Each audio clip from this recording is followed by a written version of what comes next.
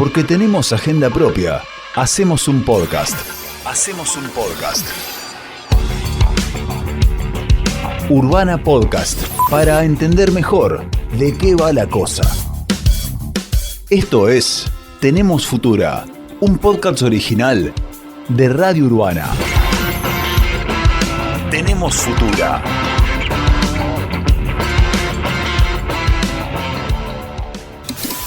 Hola amigues, ¿cómo andan tanto tiempo? Les hermanes sean unidos. Hermanos y hermanes. No, dijo amigues, no, lenguaje inclusivo no. Es una moda totalmente ideológica. Les indecises son muy pocos. El lenguaje inclusivo está, parafraseando el dicho, en boca de todes. Lenguaje inclusivo, lenguaje no sexista, lenguaje incluyente, lenguaje no binario, lenguaje de género. Son algunos de los nombres que recibe entre hablantes, militantes y lingüistas. Pero, ¿cómo definirlo? ¿De dónde surge? ¿Cuáles son sus características? ¿Quiénes lo usan? ¿Para qué? ¿Por qué genera tantas reacciones? En estos minutos, vamos a encarar algunas de estas preguntas desde el único lugar que, creemos, aporta al debate. Desde una perspectiva que piensa al lenguaje y a la sociedad como partes inseparables, que se van influenciando entre sí. Es decir, no nos importa si algo está bien dicho o mal dicho, sino si efectivamente es dicho, dónde, cómo y, por sobre todo, por qué. Mi nombre es Beila Palma y esto es Tenemos Futura. Tenemos Futura. Voy a empezar como odio que empiecen siempre las explicaciones, por las definiciones de la Real Academia Española. Esta institución, fundada en 1713 en España, hace años viene sosteniendo que uno de los usos del género masculino gramatical es el genérico, es decir, que refiere tanto a hombres como mujeres. Esto es así porque la esfera pública tradicionalmente perteneció a los varones, por lo cual se codificó la lengua de esa manera. En 2020, 3 siglos después, en un informe con respecto a la posibilidad de incluir formas de lenguaje inclusivo en la Constitución española, el director de la RAE insiste sobre el masculino genérico, incluso al punto de llamarlo lenguaje inclusivo, porque incluye tanto hombres como mujeres. Pero ¿por qué es necesario aclararlo? Y al mismo tiempo, ¿por qué hay una audiencia para ver si se incorpora lenguaje inclusivo en la Constitución española? Bueno, porque pasaron cosas.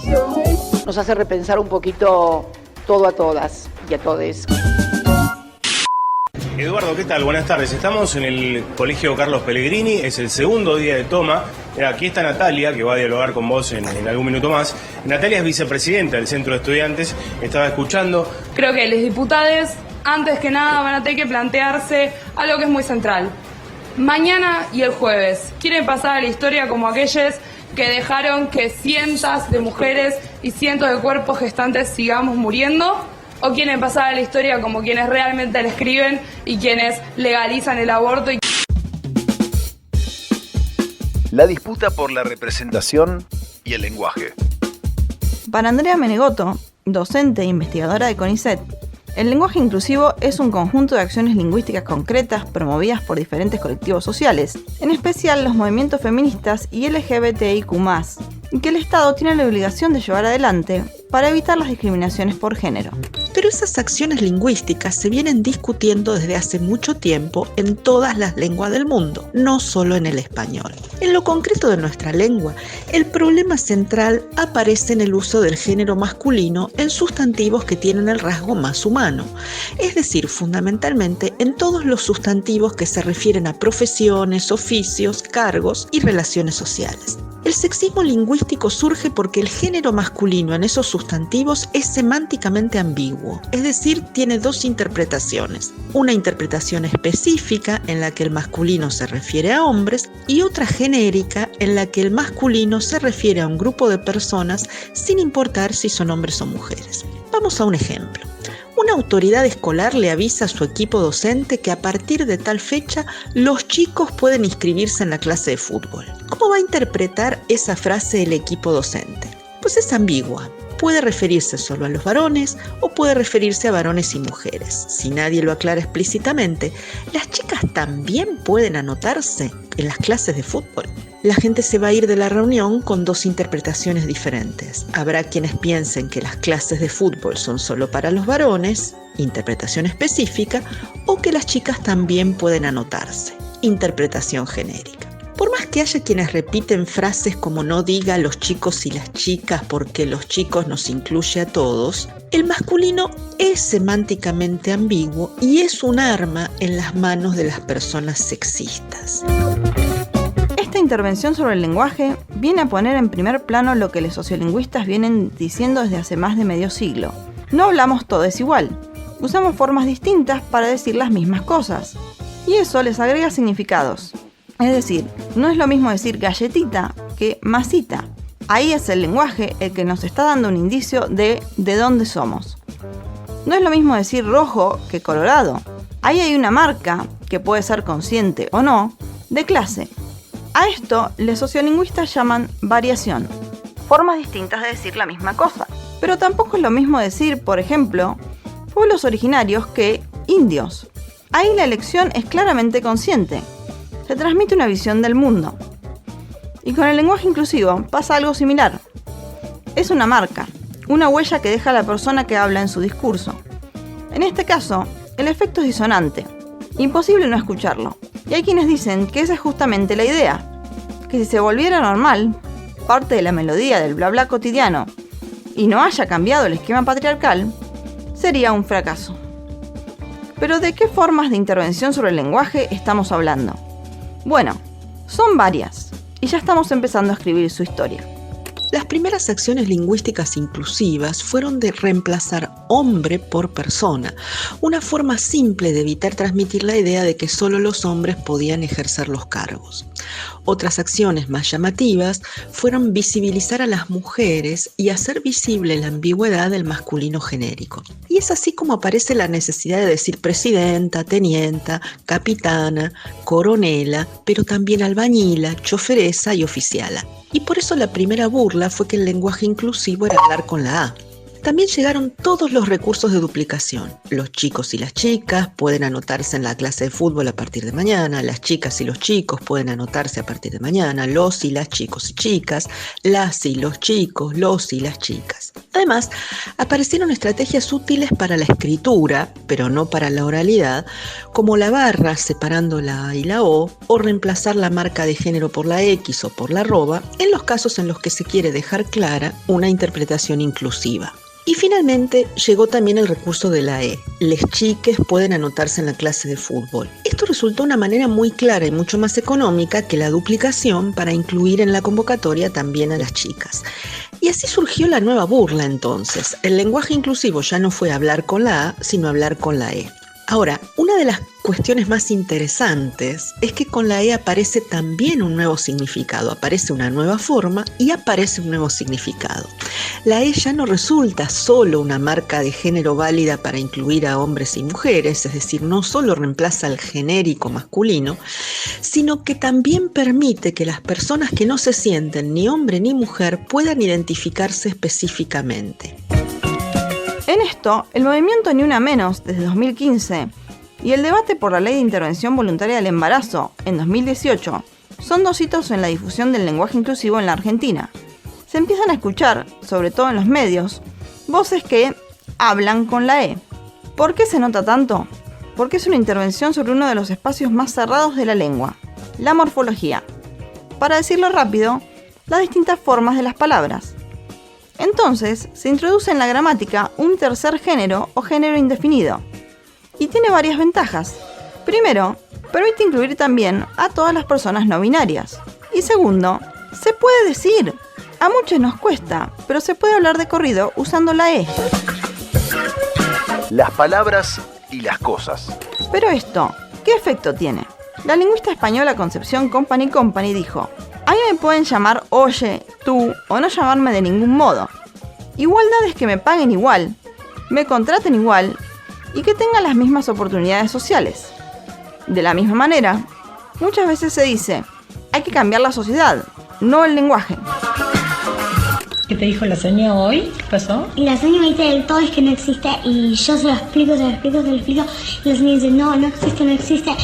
Y por más que yo me diga no existe, yo lo sigo teniendo en mi vocabulario. Y ella me dijo, a ver, ¿qué significa? Yo le dije que las y les trans no se sienten identificados con todos y todas, que hay trans que se sienten hombres, hay trans que se sienten mujeres, pero hay algunas que ni se sienten ni hombres ni mujeres.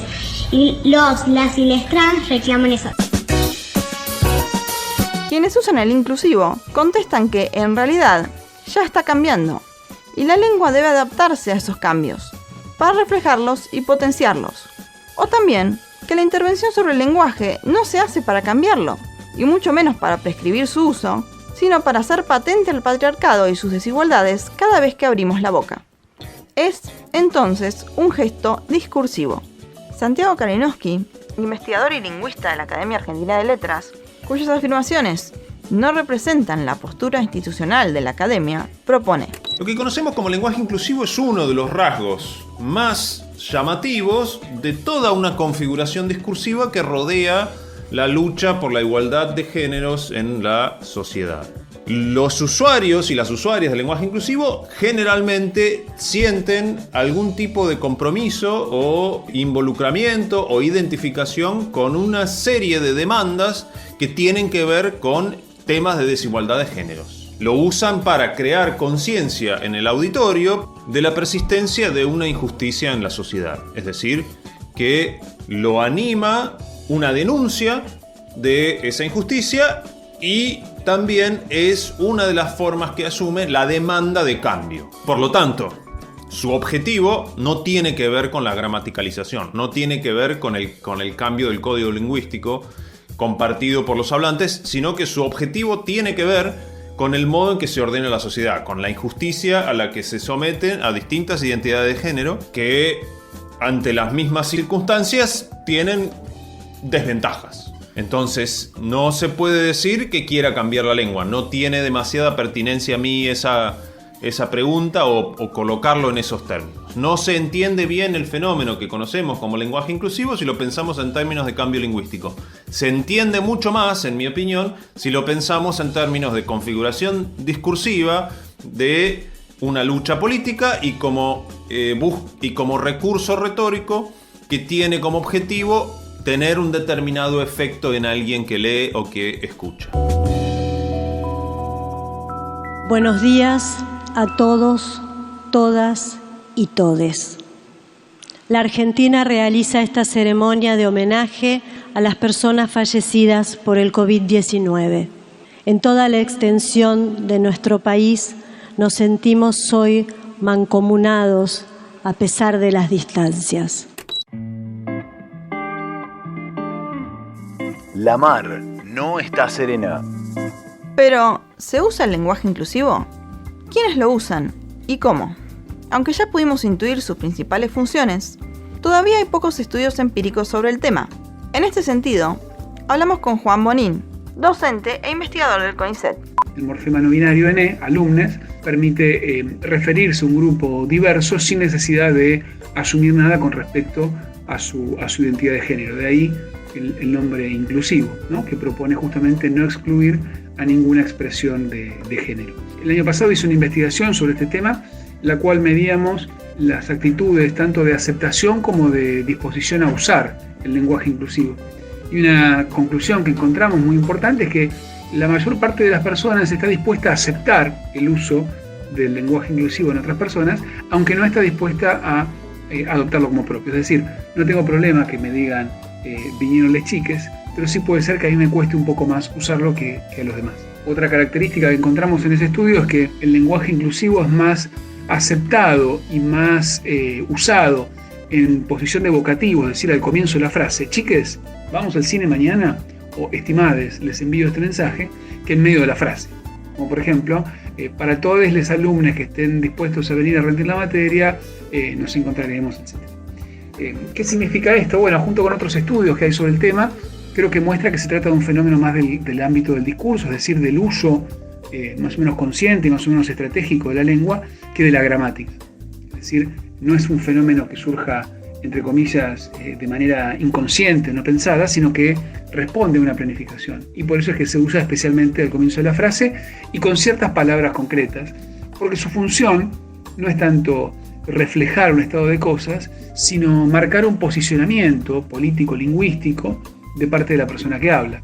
Es decir, los hablantes, cuando dicen chiques, estamos todos aquí, no les interesa tanto cambiar para siempre la morfología del español, sino posicionarse de una manera visible y explícitamente abierta, tanto a la diversidad de géneros como al cambio lingüístico. Y yo creo que esta es una característica que tiene, ¿no? Que no solamente significa que quien habla se identifica con una mirada acerca del género, una mirada no binaria acerca del género, sino que también indica que se identifica con una mirada cambiante, flexible, más abierta con respecto al uso de la lengua. En este sentido a muchos nos pasa, a mí me pasa, y a muchos otros también, y a muchas otras, y a muchas otras, nos pasa que el hecho de que nos cueste usarlo y que nos resulte raro leerlo o escucharlo de corrido, no implica que no podamos usarlo en algunos lugares clave, por ejemplo, en un encabezado de un mail, o en un vocativo, en una frase dirigida a un conjunto heterogéneo, porque es una manera de justamente generar un espacio de identificación y de respeto a esa diversidad de identidad. Quisimos saber cómo se vive este tema en Bahía Blanca y, en particular, en las escuelas secundarias. Florencia Forte, docente, nos cuenta. La realidad es que no me encuentro con demasiada frecuencia con el lenguaje inclusivo en las escuelas. Cuando me lo encuentro porque yo decido usarlo. Solamente una vez una alumna me preguntó si usaba el lenguaje inclusivo la primera clase antes de tener oportunidad de usarlo. Ella asoció algún rasgo de mi forma de enseñar o alguna expresión que debo haber tenido al lenguaje inclusivo. Eso fue muy interesante en el momento por algún tema del que estábamos hablando. Profe, vos. Entonces en ese momento intercambiamos algunas ideas en relación al uso y les expliqué por qué lo usaba, pero en general trato de conocer primero el curso antes de empezar a usarlo, o trato de usarlo con sus variantes, también por una cuestión para cuidarme yo, más allá de que este contexto político permita un mayor uso del lenguaje inclusivo sin persecución. La realidad es que hoy para mí lo importante es las tareas de autocuidado para con una misma. Creo que eso hoy en este momento es esencial. Me encuentro con indiferencias al uso del lenguaje inclusivo o con rechazo.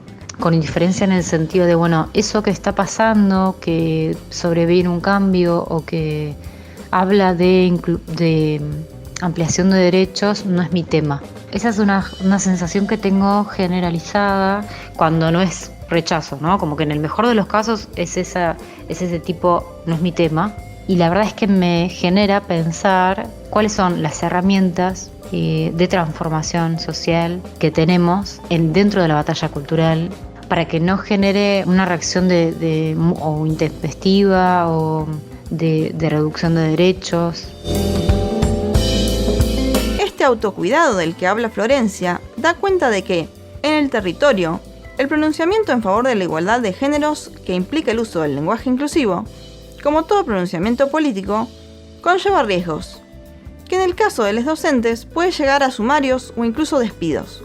No estamos hablando, a esta altura está claro, de mantener una supuesta pureza del lenguaje, sino de mantener otras cosas. Le preguntamos a Santiago Kalinowski también sobre esto. Las reacciones adversas al lenguaje inclusivo, especialmente las más virulentas, tienen que ver, en mi opinión, con la protección de un estado de privilegio. Hay sectores de la sociedad que gozan de un privilegio por el solo hecho de ser varones heterosexuales cis. Cuando escuchan que alguien usa lenguaje inclusivo, esa es como una manera de identificar un actor político que viene a poner en riesgo ese estado de privilegio y por lo tanto es obvio y es natural y es esperable que salgan a proteger aquel estado que los beneficia. Pero la cuestión ideológica no es tan simple. Como dice Juan Bonín, existe una coincidencia que se tiene que dar entre posiciones ideológicas acerca de la sociedad y acerca de la lengua para que alguien tenga una actitud favorable hacia el lenguaje inclusivo. Si una persona está en contra de las innovaciones lingüísticas, pero a favor de los feminismos, está en contra del inclusivo. Si está a favor de las innovaciones, pero en contra de los feminismos, ¿sí?, también está en contra del inclusivo. Si está en contra de las dos cosas, también está en contra del inclusivo. Para que cada chico, para cada chica, cada chique, que no lo aprendo todavía. Es una especie de aberración dentro del lenguaje. El docente denunció que fue expulsado del Colegio Católico de la Ciudad de La Plata, donde trabajaba, por utilizar lo que se denomina el lenguaje inclusivo en el dictado de sus clases. Por una amiga en común me contacté con una madre de uno de los grados que me comentó que habían quejas de madres y padres porque yo había abordado la temática de igualdad de género usando lenguaje inclusivo. Entonces me pareció que eso podría ser la causa del despido. Yo ahora lo que me pregunto es, estuvieron 2 años y medio para saber cuál era mi perfil de docente y de repente deciden tomar otro perfil. Quisiera saber cómo describen mi perfil de docente, porque nunca observaron una clase mía, y cómo describen el perfil de docente que buscaban. En definitiva, toda acción, en este caso lingüística discursiva, genera reacciones. Acá quizás sea la combinación de la intervención sobre algo tan visible y, a la vez, internalizado, como es el lenguaje, y la reivindicación política por la igualdad de géneros, cuestión sobre la que claramente no hay consenso, lo que convierte al lenguaje inclusivo en el blanco de las críticas más descarnadas. Así, disonante, disidente, en los márgenes, el lenguaje inclusivo parece estar poniendo el dedo en la llaga de una sociedad desigual, injusta, patriarcal.